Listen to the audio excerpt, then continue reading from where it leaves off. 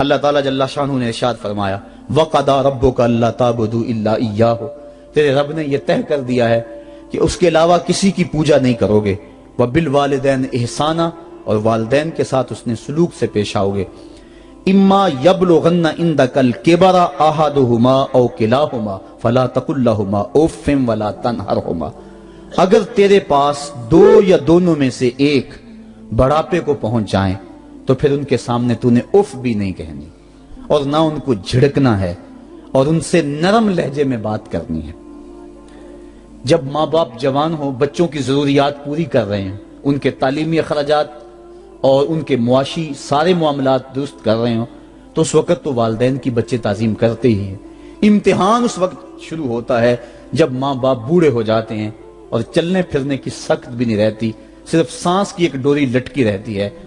اور جس طرح بچہ اپنے بدن سے مکھی بھی نہیں اڑا سکتا تھا، اب یہ حالت ماں باپ پر آ گئی، اور بچے کی طرح مزاج چڑچڑا ہو گیا۔ زمانے کے حالات بدل گئے، لیکن باپ کی وہ پرانی روش ہے، وہ اسی انداز میں اسی ڈگر میں بات کرتا ہے۔ یہ آزمائش کے دن ہیں، یہ امتحان کے دن ہے، اب دیکھنا ہے والدین کی اس وقت تعظیم کون کرتا ہے۔ فرمایا اما یبلغن عندک الکبر، اگر تیرے پاس وہ بڑھاپے کو پہنچ جائیں، دونوں پہنچ جائیں، یا تیری خوش قسمتی کہ دونوں میں سے ایک پہنچ جائیں یا دونوں پہنچ جائیں، تو پھر ان کی تو نے تعظیم کرنی ہے۔ کیا کیسے تعظیم کرنی ہے؟ فلا تقل لہما اف، تو نے ان کو اف بھی نہیں کہنا۔ حضرت امام فخر الدین رازی کے حوالے سے میں آج ہی صبح یا گزشتہ شب اف کی تشریحات دیکھ رہا تھا، انہوں نے 12-13 اقوال بیان کیے ہیں، لیکن 2 قول فرماتے ہیں۔ اف یہ ہے کہ انسان کے بدن کے اوپر جو شفاف رہتا ہو، صاف رہتا ہو، مٹی پڑ جائے، ریت کا ذرہ پڑ جائے تو اس کو پھونک مار کے اس کو ہٹاتا ہے، تو وہ پھونک سے جو آواز پیدا ہوتی ہے اس کو عربی میں اف کہتے ہیں۔ تو پھر اف ہر اس چیز کے لیے منقول ہو گیا جو ناپسندیدہ ہے۔ ایک تو قول یہ ہے کہ والدین کے سامنے اس احتیاط سے رہو۔ دوسری بات آپ فرماتے ہیں اف کا مفہوم یہ ہے کہ جب ماں باپ بوڑھے ہو جائیں تو بول و براز چارپائی پہ نکل جاتا ہے، اور انسان ان کو اٹھا کے ان کی خدمت کرتا ہے، صفائی کرتا ہے، کپڑے بدلتا ہے۔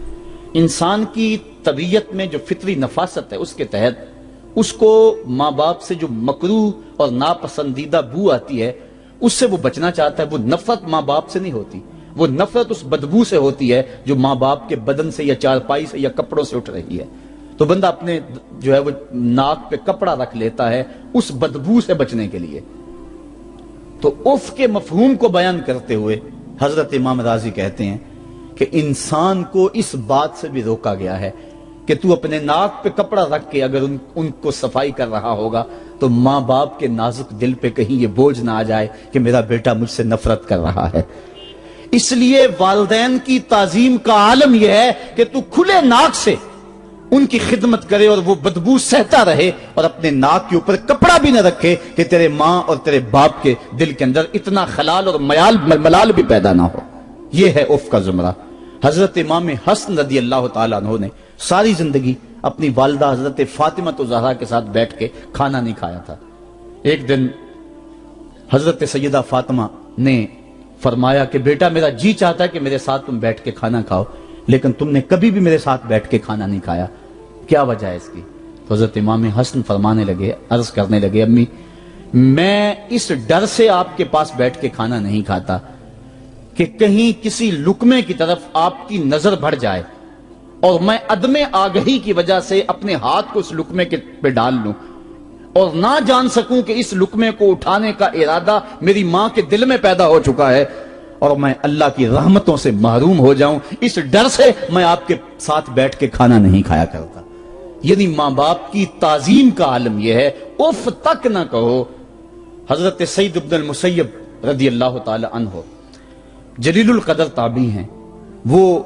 فرماتے ہیں کہ والدین کے سامنے بیٹے کی حالت کیا ہونی چاہیے۔ وہ فرماتے ہیں جس طرح بھاگا ہوا غلام پکڑا جائے اور اس کو پکڑ کے جو ہے وہ آقا کے سامنے پیش کر دیا جائے، تو اس بھاگے ہوئے غلام کو پکڑ کے جب آقا کے سامنے پیش کر دیا جائے تو جو حالت اس غلام کی ہوتی ہے بیٹے کی حالت یہ ماں باپ کے سامنے ہونی چاہیے۔ اب ان بیٹوں کو سوچنا چاہیے جو اپنے ماں باپ کو دقیانوسی کا تانا دیتے ہیں اور سمجھتے ہیں یہ اولڈ فیشن ہے، انہیں کیا پتا زمانہ کہاں چلا گیا ہے، اور ان کے فیصلوں کو مسترد کرتے ہیں۔ علماء نے اس بات کو تفصیل کے ساتھ بیان کیا ہے کہ شریعت کے جو قطعی ضابطے ہیں، ان ضابطوں اور ان قوانین کو اور ان معاملات میں تو والدین کی فرما برداری نہیں ہوگی اللہ کی اگر معصیت ہوتی ہو، لیکن جو معاملے شک والے ہیں وہاں ماں باپ کے قول کو ترجیح دی جائے۔ تو فرمایا ان کے سامنے اف بھی نہیں کہنی، وَقُلْ لَهُمَا قَوْلًا كَرِيمًا، اور ان سے نرم لہجے میں بات کرنی ہے۔ وَاخْفِضْ لَهُمَا جَنَاحَ الذُّلِّ مِنَ الرَّحْمَةِ، اور ان سے بات اور ان کے لیے اپنے بازو بچھا لینے ہیں نرم دلی کی وجہ سے، نرمی کی وجہ سے۔ جب جانور زمین کی طرف رخ کرتا ہے، اوپر سے نیچے کی طرف آتا ہے تو اپنے پروں کو سکیڑ لیتا ہے، تو اس کے لیے یہ لفظ بولے جاتے ہیں وَاخْفِضْ لَهُمَا جَنَاحَ۔ تو اللہ تعالیٰ فرمایا جس طرح وہ جانور عجز سے اپنے بازو سکیڑ لیتا ہے اور پھیلاتا نہیں ہے، والدین کے سامنے تیری اکڑ، تیرا عہدہ، تیرا منصب، تیری شانیں، تو بڑا اونچا ہے، لوگ تجھے سلوٹ کرتے ہیں، تیرے ہاتھ چومتے ہیں، تجھے سلام کرتے ہیں، اونچی کرسیوں پہ تو بیٹھتا ہے، لیکن وہ سب وہاں چھوڑ دے اور ماں کے قدموں میں عاجز بن کے بیٹھ جا، باپ کے قدموں میں عاجز بن کے بیٹھ جا، وہاں اپنی اس کسی چیز کا لحاظ رکھ۔ پرندہ اوپر کوڑے تو پر کھولے، لیکن جب نیچے آئے تو پروں کو سمیٹ لے، تیرا عہدہ، تیرا منصب باہر رہے، جب ماں باپ کے پاس آئے اس وقت تو مؤدب غلام کی صورت میں اپنے والدین کے سامنے کھڑا۔ وَقُلْ رَبِّ ارْحَمْهُمَا كَمَا رَبَّيَانِ صَغِيرًا، اور اگلا حق یہ بیان فرمایا کہ اللہ کی بارگاہ میں عرض کر رہا ہے اللہ میری ماں پر بھی اور میرے باپ پر بھی رحم فرما دے۔ آفاق کے ہر ہر گوشے میں قرآن سنا کر دم لینا، اب رکنا نہیں، اب تھمنا نہیں، فردوس میں جا کر دم لینا، آفاق کے ہر ہر گوشے میں قرآن سنا کر دم لینا، اب رکنا نہیں، اب تھمنا